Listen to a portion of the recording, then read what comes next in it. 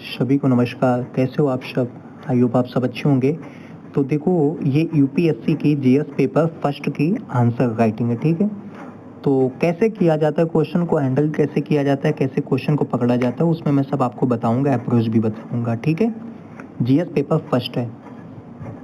Question है कि स्तूप क्या है? स्तूप की विभिन्न विशेषताओं को उल्लेख करते हुए इसका भारतीय संस्कृति में योगदान बताइए। 150 वर्ड्स में लिखना है और 10 मार्क्स का आपका है, ठीक है?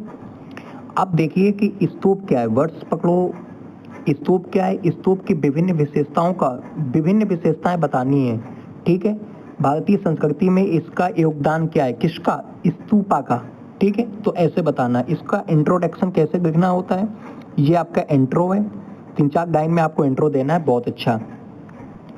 स्तूप गुंबदनुमा एक संरचना है जिसकी शुरुआत मुख्य रूप से बौद्ध धर्म से हुई थी, ठीक है? प्रारंभ में स्तूप बुद्ध के अवशेषों करने हेतु बनाए गए थे, जो आगे चलकर ध्यान और आराधना का केंद्र बन गए थे, ठीक है? तो ये सब चीजें आपको एनसीईआरटी में मिलेंगी, ठीक? आपने एनसीईआरटी पढ़ी होगी अच्छे से, तो आप लिख लोगे, ठीक? अब देखो, इसमें मैप का यूज करना है, डायग्राम का यूज करना है। क्यों? क्योंकि यहाँ से आपको 1 नंबर प्लस आपको मिलेगा, ठीक है? सबसे तो स्तूप कहाँ पे था? देखो, गुंबद यहाँ पे होता था, ठीक है? छत्र यहाँ पे होती थी, हर्मिका ये आपका होता था, ठीक है? तोरण गेट आपका ये होता था, स्तूपा इस प्रकार से आपको बनाना है। स्तूपा कहाँ कहाँ पे मिला है? भारत स्तूपा देखो, अमरावती स्तूपा है, महाबोधि स्तूपा है, ठीक है? सांची स्तूपा एमपी में, शांति स्तूपा है, भरूच स्तूपा है, ठीक है?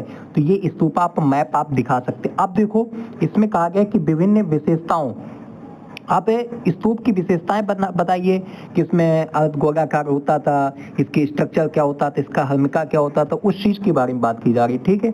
तो ये देखो, अब इसमें ये है कि स्तूप की विशेषताएं इसमें है, देखो मैंने लिखा हुआ है, ठीक है? कि अर्ध गोलाकार गुंबद संरचना ये बुद्ध के महापरिनिर्वाण का प्रतीक है, ठीक है? स्तूप की विशेषताएं आपने, हर्मिका जो है गुंबद के ऊपर छोटा वर्गाकार मन जो वीरना की सीमा के दर्शाता है, ठीक है? तो ये चीजें आपकी हैं, ठीक है?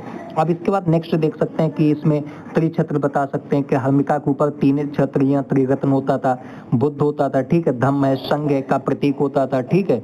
वेदिकाएं आपकी होती थी, परिक्रमा पथ को घेरने का भी रोडिंग्स होता था आपका। तोरण द्वार इसमें बता सकते हैं कि चारों दिशाओं में प्रवेश द्वार होता था, बुद्ध की जीवन की घटनाओं का मिश्रण करते हैं। प्रदक्षिणा पथ भी होता था स्तूप के, इसके बाद करता है स्तूप के चारों ओर चलने वाला मार्ग होता था।